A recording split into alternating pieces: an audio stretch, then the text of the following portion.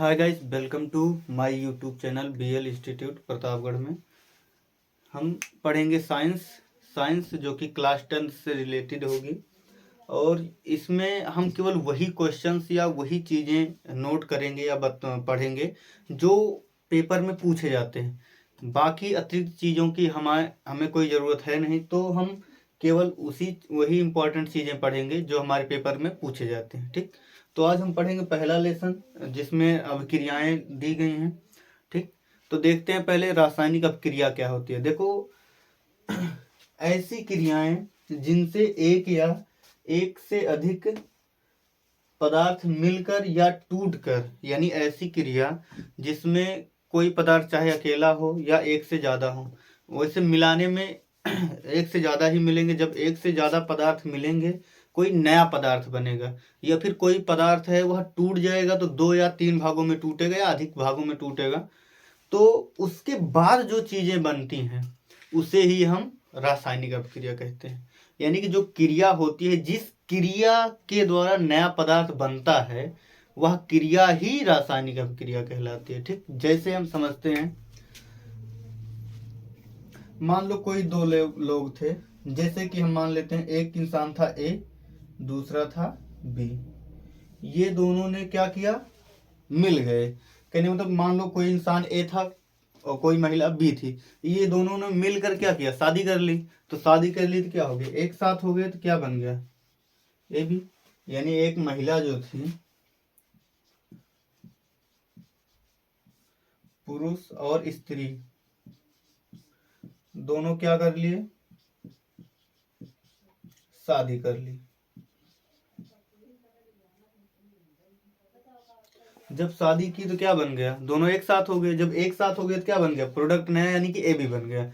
इसी को हम उल्टा कर सकते हैं कि दोनों पहले से एक साथ थे, उनका क्या हो गया, तलाक हो गया। जब तलाक हो जाएगा दोनों क्या हो जाएंगे, अलग अलग हो जाएंगे। तो कहने का मतलब केवल ये है कि जब दो पदार्थ एक साथ मिलेंगे तो किसी न किसी माध्यम से मिलेंगे, तो यानी कोई ना कोई क्रिया होगी। तो वही क्रिया जो होती है उसी को हम रासायनिक अभिक्रिया कहते हैं। ठीक, अब मान लो पहले से कोई चीज बना हुआ था, कोई बॉन्डिंग थी, कोई दो लोग एक साथ थे, लेकिन वो किसी कारण बस अलग हो गए।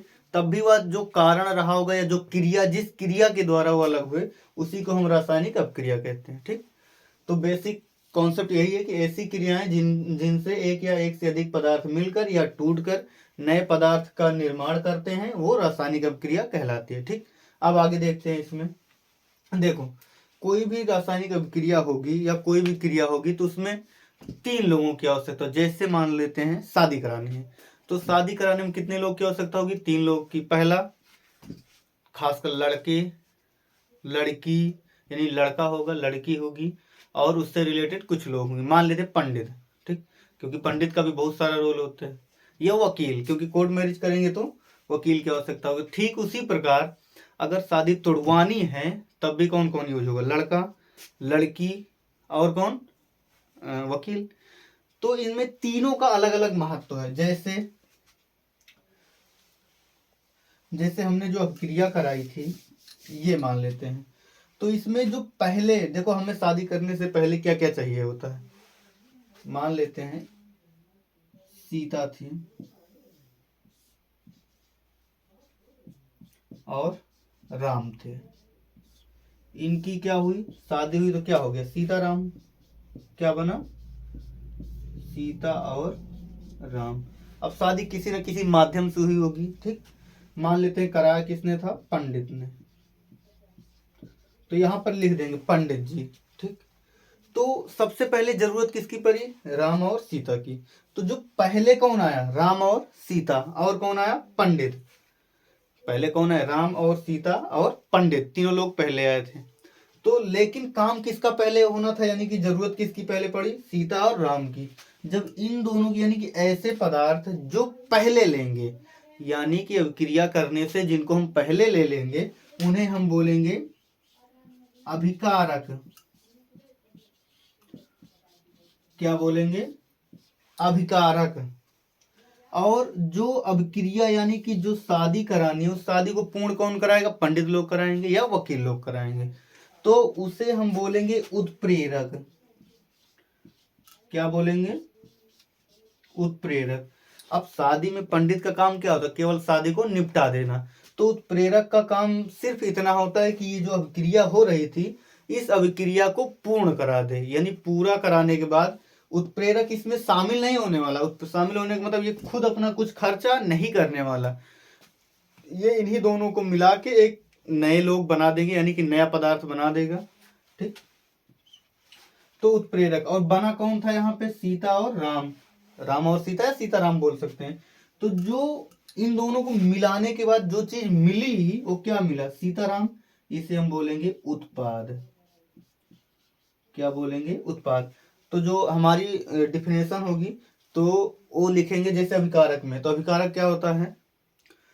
वे पदार्थ जो अभिक्रिया से पहले लिए जाते हैं, यानी अभिक्रिया के प्रारंभ में लिए जाते हैं, उन्हें हम अभिकारक कहते हैं। उत्प्रेरक वे पदार्थ या वे तत्व जो अभिक्रिया को धीमा और तेज करते हैं, यानी कि जो अभिक्रिया पर नियंत्रण रखते हैं। ठीक, जो अभिक्रिया को कम या ज्यादा करते हैं उन्हें हम उत्प्रेरक कहते हैं, लेकिन इनका खुद उस अभिक्रिया में कोई यूज नहीं होता। और अभिक्रिया के बाद जो चीजें प्राप्त होती है उन्हें हम क्या बोलते हैं? उत्पाद बोलते हैं। ठीक, ये इतना चीजें होती हैं। अब पढ़ेंगे अब रासायनिक अभिक्रिया के प्रकार, कितने प्रकार से रासायनिक अभिक्रिया कराते हैं, आगे देखते हैं, इसको नोट कर लीजिए। अगला देखते हैं संयोजन अभिक्रिया। संयोजन अभिक्रिया क्या होती है?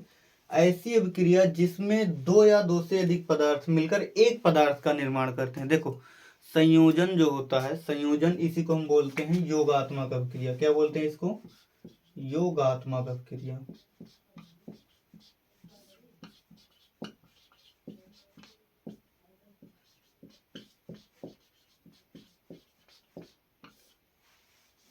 ठीक, तो हम देखो संयोजन का मतलब ही होता संयोज करना, यानी कि जुड़ना। जब दो चीजें जुड़ेंगी तो क्या हो जाएंगी? एक हो जाएंगी। तो योग का मतलब भी क्या होता है? जुड़ना। कभी भी जैसे हम 3 में 2 जोड़ेंगे तो कितना बनेगा? 5। तो अकेली संख्या आ जाएगी। देखते हैं, जैसे हमारे पास देखो संयोजन का मतलब होता है जुड़ना, योगात्मक का मतलब भी होता है जोड़ना। ठीक, जैसे हम 3 में 5 जोड़ते हैं, जैसे 3 है प्लस 5, इधर कितनी संख्याएं थी? 2। ये दोनों जुड़ के कितनी हो गई? 8, यानी कि 1। तो जब दो संख्याएं जुड़ेंगी तो क्या बनेगी? एक संख्या, यानी कि 8 बन गई। जैसे उसी प्रकार जब दो पदार्थ, दो या दो से अधिक पदार्थ मिलेंगे तो एक पदार्थ बनाएंगे, यानी कि दो पदार्थ मिलकर एक पदार्थ हो जाएंगे, तो उसे बोलेंगे संयोजन अभिक्रिया। ठीक, देखो जैसे जैसे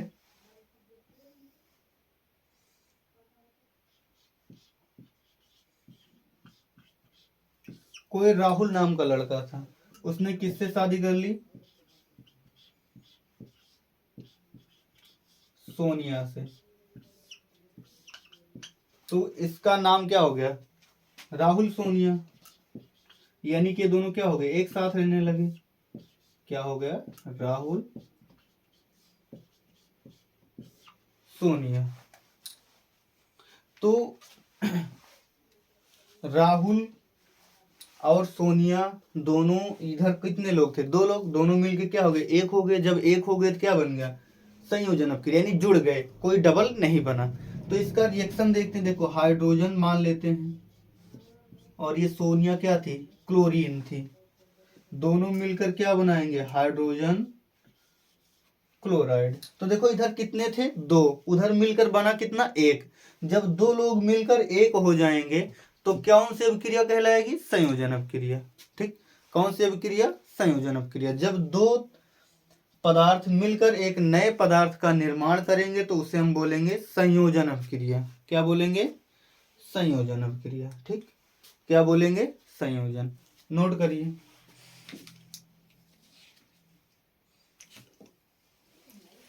इसी में अगला देखते हैं, जैसे कार्बन है। देखो यहाँ पे संतुलित करना भी होता है, तो भी हम संतुलित करना आगे सिखा देंगे। अगला देखते हैं, जैसे कार्बन। कार्बन ऑक्सीजन के साथ मिलकर क्या बनाएगा? CO2। तो ये कौन सी अभिक्रिया कहलाएगी? संयोजन अभिक्रिया। क्या कहलाएगी? संयोजन अभिक्रिया। यानी क्योंकि इधर कितने लोग थे? 2, और उधर मिलकर बना कितना है? 1 लोग बन गए। यानी कि जब दोनों मिलकर एक हो गए तो क्या बनेगा? संयोजन अभिक्रिया। ठीक, नोट करिए।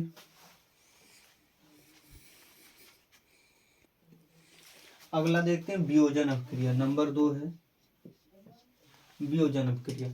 ऐसी अभिक्रिया जिसमें एक पदार्थ टूटकर दो नए पदार्थों में टूट जाता है। यानी कि जब एक पदार्थ, देखो अभी तक संयोजन में क्या था कि दो लोग मिलकर एक हो जाते थे, दो लोग मिलकर एक हो जाते थे तो संयोजन होता था। लेकिन अब दो लोग पहले से साथ में होंगे, उनका क्या करा देंगे, तलाक करा देते हैं।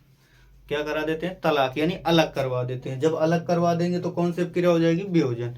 अब देखो तलाक होने के बहुत से कारण होते हैं, जैसे पहला तो उस पैसा, सकाल या कुछ बहुत सारी, यानी कि रंग भेद बहुत सारा होता है। ये अलग प्रोसेस है। तो उसी तरीके इसमें भी जो वियोजन अभिक्रिया है, वियोजन में भी कुछ चीजें हैं, जैसे ताप हो गया, उष्मा, ये सारी चीजें होती हैं। तो देखते हैं पहले, यानी कि ऐसी अभिक्रिया जिसमें एक पदार्थ टूटकर दो या दो से अधिक नए पदार्थ का निर्माण करता है या दो नए पदार्थों में टूट जाता है, वियोजन अपक्रिया कहलाती है। ठीक, जैसे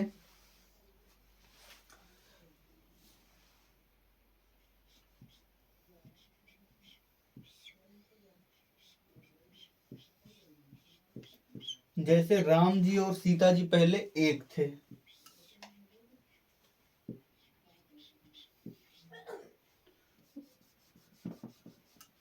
लेकिन एक व्यक्ति आया जिसके कारण ये दोनों लोग क्या हो गए, अलग हो गए। राम अलग हो गए और सीता जी अलग हो गई। ठीक, यानी कि किसके कारण, एक व्यक्ति के कारण। उस व्यक्ति को क्या बोला जाएगा, उत्प्रेरक बोला जाएगा। इसी ने टेम्परेचर भरा था राम जी को कि ये इनको हटा दीजिए, जिनके कारण हटा दिया गया था, सीता जी को बाहर भेज दिया गया था। तो कहने का मतलब ये था कुल मिला के कि कोई दो लोग पहले से साथ में रह रहे हों और कोई तीसरा आके इन दोनों को अलग कर दे, तो कौन सी अपक्रिया कहलाएंगी, वियोजन अपक्रिया। जैसे इसमें हम देखते हैं, जैसे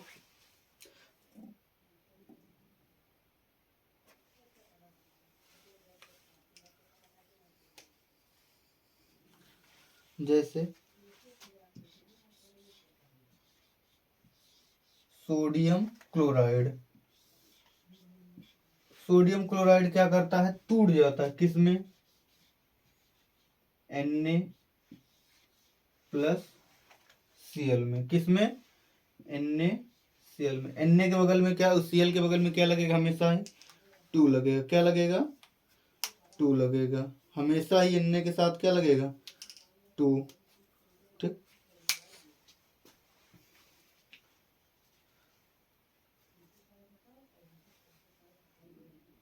और सोडियम में क्या होता है, सोडियम अकेले रहता है। ठीक, इसके आगे 2 लगा देंगे, यहाँ पे भी 2 लगा देंगे। ठीक, अगला देखते हैं। और ये टूटता क्या है, आयनिक बंध के कारण टूट जाएगा, यानी कि इनके बीच कौन सा बंध होता है, आयनिक। ठीक, तो इसे हम बोलते हैं अपघटनी वियोजन। ये कौन सी वियोजन होगा, अपघटनी वियोजन। ठीक, तो हम ऐसी अभिक्रिया जिसमें एक पदार्थ टूटकर दो नए पदार्थों या दो से अधिक नए पदार्थों का निर्माण करता है, वियोजन अभिक्रिया कहलाता है। जैसे राम और सीता जी को एक इंसान के कहने पर राम जी ने दोनों, यानी कि अलग हो गए थे राम और सीता से, ठीक उसी प्रकार सोडियम क्लोराइड Na और Cl2 में बदल जाता है। ठीक, ये हो गई वियोजन अपक्रिया। वियोजन अपक्रिया की और सी हैं शाखाएं, उनको देखते हैं। अगली देखते हैं ऊष्मीय या तापीय वियोजन। ये वियोजन अपक्रिया का ही भाग होता है। तो ऐसी अभिक्रिया जिसमें पदार्थ को गर्म करने पर टूट जाता है और ठंडा करने पर पुनः वह प्राप्त कर लेता, पदार्थ को प्राप्त कर लेता है। यानी कि ऐसी चीजें जिनको हम गर्म करेंगे तो टूट जाएंगी, लेकिन जब ठंडा करेंगे तो फिर से मिल जाएंगी, तो कहलाएंगी, कौन सी अभिक्रिया कहलाएगी, ऊष्मीय या तापीय वियोजन अभिक्रिया। ठीक, तो जैसे देखते हैं उदाहरण में, NH4Cl को जब हम गर्म करेंगे तो NH3 और HCl प्राप्त होगा, लेकिन जब उसको ठंडा करेंगे तो फिर से NH4Cl प्राप्त हो जाएगा। इसी तरीके PCl5 को जब गर्म करेंगे तो PCl3 और Cl2 प्राप्त होगा, जब ठंडा कर देंगे इसी को तो पुनः PCl5 प्राप्त हो जाएगा। ठीक, तो ऐसी अभिक्रिया जिसमें पदार्थ को गर्म करने पर टूटता है और ठंडा करने पर पुनः वही पदार्थ प्राप्त हो जाता है, तो ऐसी अभिक्रिया क्या कहलाएगी, ऊष्मीय या तापीय वियोजन अपक्रिया कहलाएगी। नोट करिए।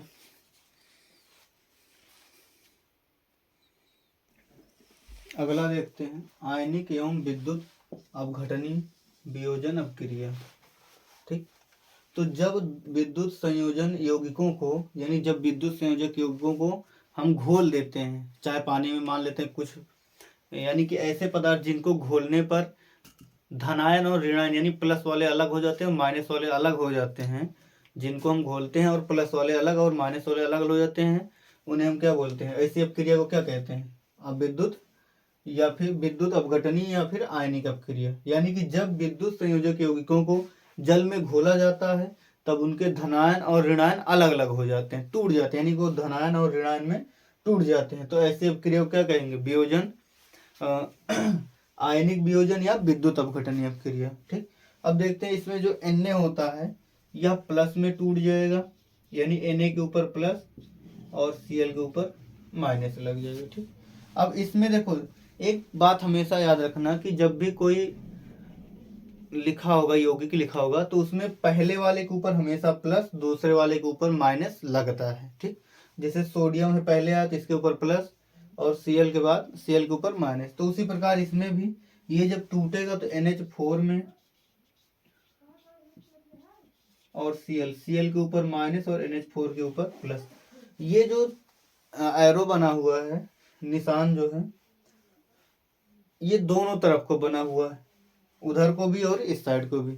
इसका मतलब ये होता है कि जब हम इसको घोलेंगे तो ये प्राप्त होगा, फिर उसके बाद इकट्ठा करेंगे तो फिर से ये पुनः प्राप्त हो जाएगा। ठीक, यानी कि इसका ये वाली देखो हमारे पास जो होते हैं एरो, एक ये एरो होता है, दूसरा ये वाला। इससे फायदा ये देखो, इसका मतलब ये होता है कि जो चीज एक बार बन जाएगी वो दोबारा परिवर्तित नहीं होगी। लेकिन इस एरो का मतलब ये होता है कि अगर आप इधर वाली चीज से इधर वाला बना रहे हैं तो इधर वाली चीज को पुनः उसका उल्टा प्रोसेस करके सेम चीज फिर से प्राप्त कर सकते हैं। ठीक, जैसे भी ठंडा और गर्म करने वाला था, तो इसको नोट करिए।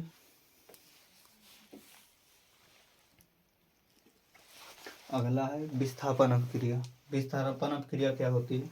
विस्थापन का मतलब होता है किसी एक पदार्थ में, यानी कि या यौगिक में, किसी यौगिक में किसी एक तत्व को हटाकर कोई नया तत्व जब लगता है तो उसे विस्थापन कहते हैं। विस्थापन मतलब किसी को हटाना और उसके जगह पे कोई नया ले आना। ठीक, उसे हम विस्थापन कहते हैं। तो जैसे वह रासायनिक अपक्रिया जिसमें एक अधिक क्रियाशील तत्व किसी यौगिक में मौजूद कम क्रियाशील तत्व को हटाकर उसका स्थान ले लेता है और नए यौगिक का निर्माण करता है, यानी कि नया यौगिक बनता है, तो विस्थापन अपक्रिया कहलाती है। जैसे हमारे पास पहले था, जैसे हैदर और सीमा, ये दो लोग पहले रहते थे, लेकिन उसमें थोड़ा सा शेड्यूल में चेंज करा गया और राहुल आगे बीच में, मान लेते हैं नाम अलग से। सीमा और हैदर पहले एक साथ रहते थे बेचारे, इनके बीच में कौन है ताकत और पैसा वाला, एकदम दमदार बढ़िया से खेलने वाला? कौन था? राहुल। तो क्या हुआ, सीमा राहुल के साथ शिफ्ट हो गई और हैदर अकेले बच गए। तो कुछ ना कुछ तो इसमें एक्स्ट्रा रहा ही होगा, तभी तो ये सीमा इसके साथ गई। तो अब देखते हैं प्लस माइनस कैसे करते हैं।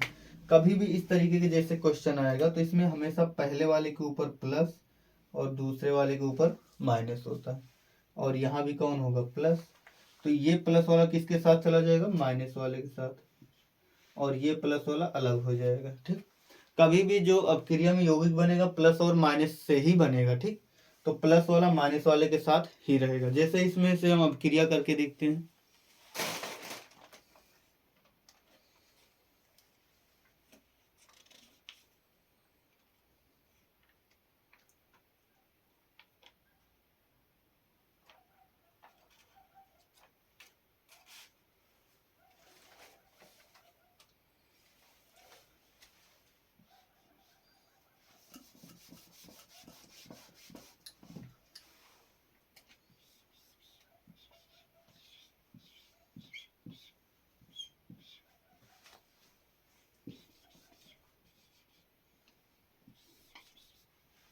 देखो हमारे पास था जिंक सल्फेट। ठीक, इसे बोलते हैं जिंक सल्फेट, और यहाँ पे क्या हमारे पास? सोडियम। तो जिंक के ऊपर क्या होता है? प्लस का 2, सल्फेट के ऊपर माइनस का 2, और सोडियम के ऊपर कितना होता है प्लस का 1। ये आपको याद करना होगा कौन ज्यादा क्रियाशील है और कौन कम क्रियाशील, ये आपको याद करना होगा। ठीक, आपको याद करने से ही पता चलेगा कौन ज्यादा क्रियाशील है और कौन कम क्रियाशील। तो इसमें क्या होता है, सोडियम ज्यादा क्रियाशील होता है जिंक से, तो सोडियम सल्फेट के साथ चला जाएगा, तो बनेगा सोडियम सल्फेट, और ये जिंक अलग हो जाएगा, बिल्कुल किसकी, हैदर की तरह। ठीक, तो इसी को अगर लिख सकते हैं जिंक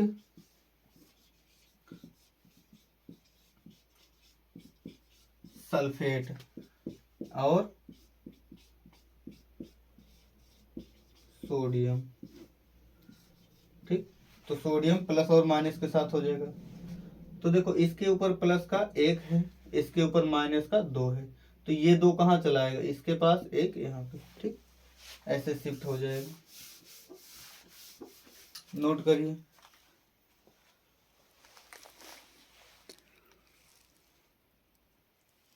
अगली अभिक्रिया है द्विविस्थापन या उभय अपघटन अभिक्रिया। तो वे रासायनिक अभिक्रियाएं जिनमें दो यौगिकों के आयन या घटक आपस में अदला बदली कर लेते हैं। ठीक, यानी कि दोनों के आयन आपस में बदल जाएंगे और नया पदार्थ बनेगा, उसे ही हम द्विविस्थापन अभिक्रिया कहते हैं। जैसे मान लो 2 लोग थे, सुमित और कुसुम एक साथ रहते थे, और एक और लोग थे, यानी कि एक और परिवार था जिसमें अरुण और रीना एक साथ रहते थे, लेकिन किसी कारणवश इन दोनों में हो गया, यानी कि मान लेते 2 दोस्त थे जिसमें पहले का नाम सुमित, सुमित की शादी किसके साथ हुई थी, कुसुम के साथ। अगला कौन है, अरुण है, उसकी शादी ठीक इसके साथ। अब कुछ कारणवश ये दोनों आपस में इंटरचेंज कर ले, यानी कि आपस में चेंज कर ले रहे हैं। सुमित किसके साथ चला गया, रीना, अरुण किसके साथ, कुसुम। ये नाम केवल और केवल समझाने के लिए है। तो ये चेंज जो आपस में हो गया, इसी को हम द्विविस्थापन कहते हैं। जैसे हम इसको समझते हैं, जैसे है हमारे पास बेरियम क्लोराइड और सोडियम सल्फेट। तो इतना याद रखना, जो भी पहले आएगा उसके ऊपर हमेशा प्लस, जो बाद में आएगा माइनस, जो प्लस और एक माइनस। तो ये प्लस वाला इस माइनस के साथ और इस वाला प्लस वाला इस माइनस के साथ, हमेशा प्लस माइनस ही साथ में रहने वाले हैं। ठीक, तो यहाँ पे बेरियम के ऊपर क्या है, प्लस, इसके ऊपर माइनस, इसके ऊपर प्लस, इसके ऊपर माइनस। तो ये ज्यादा प्रबल है, सोडियम जो होता है ज्यादा प्रबल होता है, यानी ज्यादा क्रियाशील होता है। तो ये क्या करता है, इसका वाला माइनस ले लेता है, तो Na के साथ क्या लगेगा, Cl, और इसके साथ क्या बनेगा, बेरियम सल्फेट। ठीक, ये बनेगा, यानी आपस में चेंज कर लेंगे, ये प्लस ये माइनस, ये प्लस ये माइनस। ठीक, इतना याद रखते हैं। अब रही बात संतुलित करने की, तो यहाँ पर 2 लगा दें, संतुलित करना आगे सिखाएंगे। ठीक, ये एक हो गया।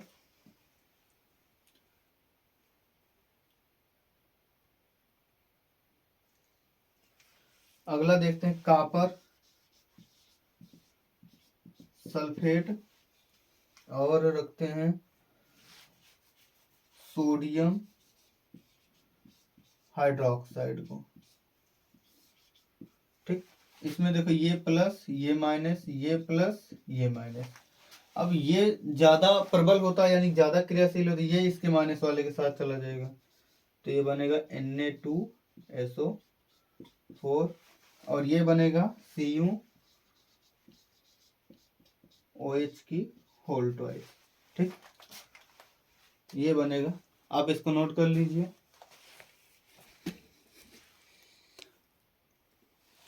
अगला देखते हैं ऊष्माक्षेपी और ऊष्माशोषी अभिक्रियाएं कौन सी होती हैं। तो वे रासायनिक अभिक्रियाएं जिनमें ऊष्मा मुक्त होती है या फिर निकलती है, ऊष्माक्षेपी अभिक्रिया कहलाते हैं। ठीक, यानी कि ये ऐसी अभिक्रियाएं होती हैं जिसमें से हमें ताप के रूप में कुछ ना कुछ प्राप्त होता है। जैसे हम श्वसन करते हैं, सांस लेते हैं, तो श्वसन भी एक ऊष्माक्षेपी अभिक्रिया है। श्वसन क्या है, एक सूक्ष्म ऊष्माक्षेपी अभिक्रिया है, जिसमें हमें ऊर्जा मिलती है, ऊर्जा। ठीक, श्वसन हमारी क्या है, एक ऊष्माक्षेपी अपक्रिया जिसमें अपक्रिया के दौरान हमें ऊष्मा मिलती है अर्थात ऊष्मा मुक्त होती है, उसे ऊष्माक्षेपी अपक्रिया कहलाती है। जैसे हाइड्रोजन की क्रिया हम क्लोरीन से कराते हैं तो हाइड्रोजन क्लोराइड बनता है और 44.2 किलो कैलोरी ऊर्जा प्राप्त होती है। अगला हाइड्रोजन की क्रिया हम ऑक्सीजन से कराते हैं तो जल प्राप्त होता है, जिसके बाद 136.8 किलो कैलोरी ऊर्जा प्राप्त होती है। अगला होती है ऊष्मा शोषी अपक्रिया। कौन सी है ऊष्मा शोषी अपक्रिया? वह रासायनिक अपक्रिया है जिसमें ऊष्मा शोषित होती है, ऊष्मा शोषी अपक्रिया कहलाती है। जैसे नाइट्रोजन की क्रिया किससे कराते हैं, ऑक्सीजन से, तो NO बनता है और कितनी ऊष्मा देनी पड़ती है, 43.2 किलो कैलोरी। उसी तरीके हाइड्रोजन की क्रिया आयोडीन से कराते हैं तो हाइड्रोजन आयोडाइड प्राप्त होता है और हमें 12 किलो कैलोरी ऊर्जा देनी पड़ती है, ऊष्मा देनी पड़ती है। नोट करिए।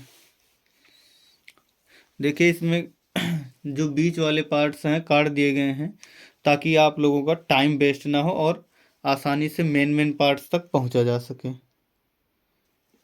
अगला देखते हैं उपचयन, या इसे बोला जाता है उपापचय अपक्रिया, और नीचे है अपचयन, इसे बोला जाता है अपचायन अपक्रिया। ठीक, इसके और भी नाम है। तो वह अपक्रिया जिसमें पदार्थ ऑक्सीजन त्यागता है और हाइड्रोजन या फिर हाइड्रोजन को ग्रहण करता है, तो ऐसी अपक्रिया को हम उपचयन अपक्रिया कहेंगे। और ऐसी अपक्रिया जिसमें इसी का उल्टा होता है, ठीक, ऑक्सीजन ग्रहण करेगा या फिर हाइड्रोजन का त्याग करेगा, उसे हम उपापचय अपक्रिया या फिर वो अपचयन अपक्रिया कहेंगे। ठीक, यानी कि ऐसी अपक्रिया जिसमें पदार्थ ऑक्सीजन त्यागता है या फिर हाइड्रोजन ग्रहण करता है उपचयन अपक्रिया कहलाती है या फिर उपापचय अपक्रिया कहलाती है। उसी में अगला है अपचयन अपक्रिया, यानी वह अपक्रिया जिसमें पदार्थ ऑक्सीजन ग्रहण करता है या फिर हाइड्रोजन का त्याग करता है, अपचयन अपक्रिया कहलाता है। ठीक, नोट कर लीजिए इतना।